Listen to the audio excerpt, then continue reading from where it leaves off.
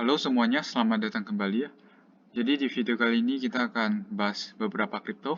Kita akan mulai dulu dari Cardano. Berhubung kalau kita perhatikan Cardano ini sudah sideways lumayan lama ya.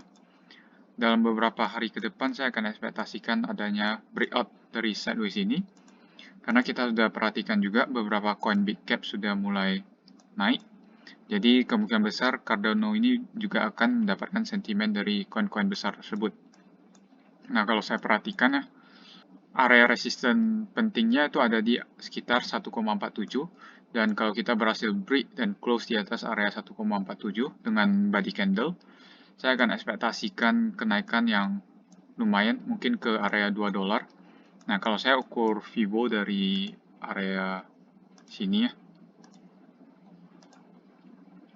golden ratio-nya sebenarnya ada di sekitar 1,7. Kemudian rasio 2,618 extension-nya ada di sekitar 2,2. Jadi itu dua target yang akan saya perhatikan. Nah, tapi bisa juga Cardano setelah break dari sini, pergerakannya menjadi lebih eksponensial. Itu sangat mungkin terjadi ya. Karena kalau kita menggunakan projection dari Fibonacci, dari bawah sini, kita project ke low di 1 dolar ya. Target kita memang ada di sekitar 2,2 sampai 2,3 dolar. Bisa kita perhatikan ya. Ini bakal jadi area resisten yang cukup krusial bagi Cardano ini. Dan saya ekspektasikan kita harusnya bisa naik ke area sini dalam beberapa hari atau minggu ke depan. Nah, sekarang saya akan coba lihat di pergerakan yang lebih short term ya. Mungkin di time frame 4 jam ya. Oke, di time frame 4 jam kita masih bisa perhatikan range pergerakan kita memang masih ada di 1,05 sampai 1,47. Nah, tapi kalau analisis saya benar, di mana kita bisa break di atas area 1,47 ini dalam beberapa waktu mendatang, artinya target kenaikan pertama di time frame 4 jam ini bakal ada di area 1,64. Jadi ini juga merupakan opportunity yang cukup bagus ya. Nah, berhubung ini masih belum breakout dan dia masih membentuk area sideways kecil ya di time frame 4 jam, ini bisa jadi area yang cukup bagus buat kita entry atau akumulasi. Dengan target pertamanya mungkin ada di area 1,63 sampai 1,66. Nah, ini juga confluence dengan area golden ratio yang ada di sekitar 1,7 ya. Jadi itu bisa jadi area tempat kita TP pertama. Oke, seperti itu ya. Sekarang saya akan lanjutkan ke koin BCH ya. Ya, untuk koin BCH ini kalau kita perhatikan, sekarang dia juga sudah berada di area resisten. Saya akan mengekspektasikan harga terus berlanjut naik ya dalam beberapa hari mendatang. Nah, target pertamanya saya akan targetkan ke area golden ratio. Jadi kalau saya ukur dari sini, golden ratio-nya ada di sekitar 1500. Jadi area ini bisa jadi area yang cukup penting untuk resisten BCH ini. Tapi mungkin di pertengahan kita bisa ekspektasikan sedikit rejection juga. Nah, jadi ini ada dua target buat BCH, terutama kalau kita mau masuk di futures, kita bisa targetkan untuk target pertama ada di sekitar 1350. Nah, untuk target keduanya di 1522. Ini harusnya bisa dicapai ya. Nah, sekarang saya akan coba cari entry mungkin di 1 jam. Jadi kita bisa perhatikan, kita bisa menunggu adanya sideways kecil atau koreksi kecil seperti yang terjadi di sini. Karena kalau kita perhatikan ini sudah muncul formasi dari wick. Jadi kita akan ekspektasikan adanya sedikit koreksi atau sideways di range sini ya. Nah, kita bisa coba akumulasi di area sana. Kemudian dengan ekspektasi harga naik ke area 1363 ini.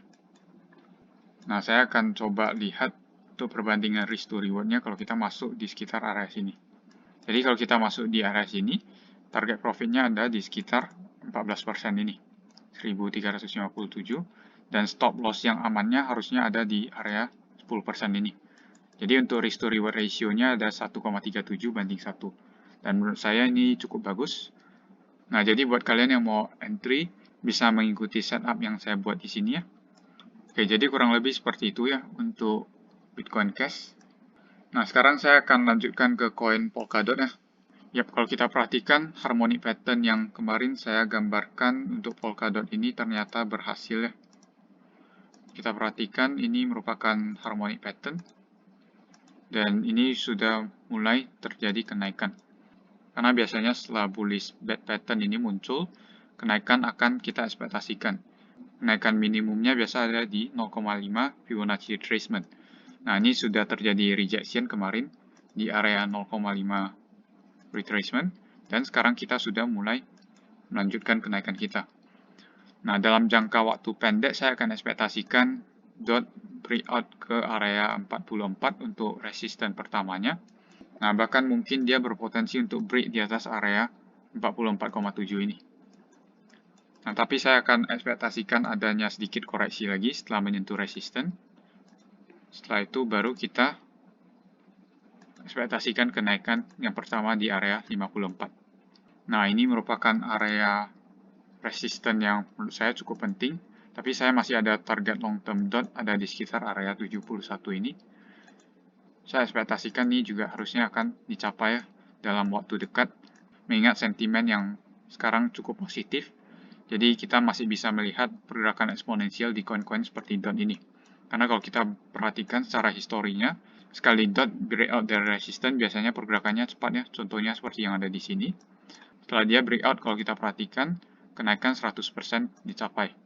Kemudian yang ada di sini juga, kalau kita perhatikan, ini ada koreksi.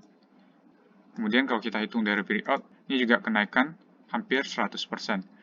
Nah, untuk yang sekarang saya hanya ekspektasikan kenaikan sampai 60% ya. Karena kalau kita perhatikan harga DOT sudah lumayan tinggi. Jadi mungkin kita nggak bisa ekspektasikan 88 sampai 100% lagi. Seperti yang terjadi sebelumnya.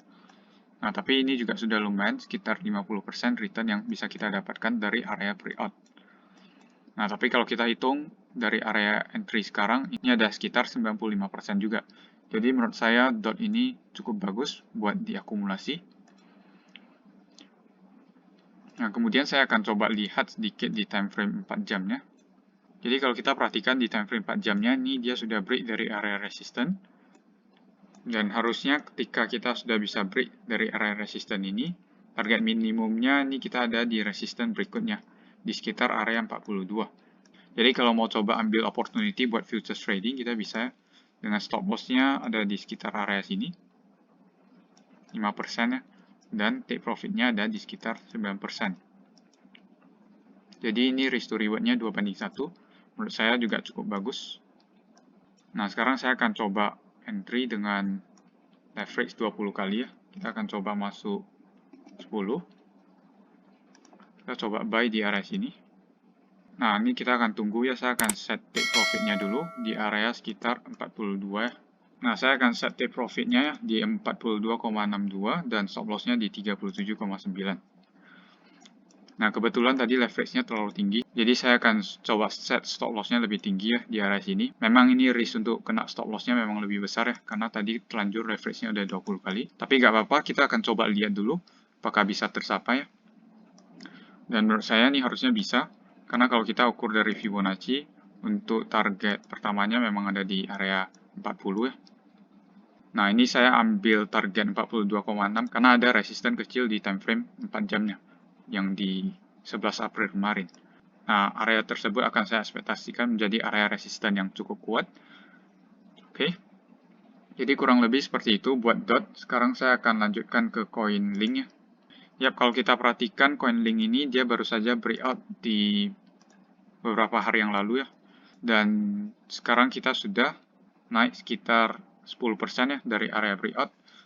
Kalau saya ukur untuk Fibo-nya, kita akan ekspektasikan adanya kenaikan mungkin bisa sampai ke area 53,5 ini. Nah, menurut saya ini akan menjadi area resisten yang cukup penting buat si Chainlink ini. Nah, Chainlink ini juga sama, ketika breakout sudah terjadi, biasanya pergerakannya juga lumayan cepat. Nah, tapi kebetulan di Bityat ini nggak ada data dari 2019 dan 2020 ya. Karena berdasarkan data 2019 sampai 2020, pergerakan Chainlink ini lumayan eksponensial ya setelah breakout. Jadi kita biasanya juga ekspektasikan adanya pergerakan yang lumayan setelah breakout dari sini. Ya, ini minimal 20% kalau kita ekspektasikan ke area golden ratio. Oke, sekarang saya akan coba lihat di time frame 1 jamnya buat cari area entry. Nah, kebetulan Chainlink ini kita masih berpotensi melihat adanya koreksi ya. Dikarenakan ini mirip seperti head and shoulder pattern. Nah, kalau kita lihat di time frame yang lebih kecil lagi, 30 menit, ini terlihat jelas pattern dari head and shoulder. Ini terlihat jelas ya, jadi biasanya ketika pattern head and shoulder ini muncul, kita ekspektasikan 1:1 penurunannya. Yap, jadi pas di area retest all time high-nya, ini merupakan area cukup bagus buat entry kembali. Jadi ada di sekitar area 44 ya, dengan target resisten ada di 53. Ini merupakan setup yang lumayan bagus menurut saya untuk si Chending ini. Oke, jadi kurang lebih seperti itu saja ya untuk link.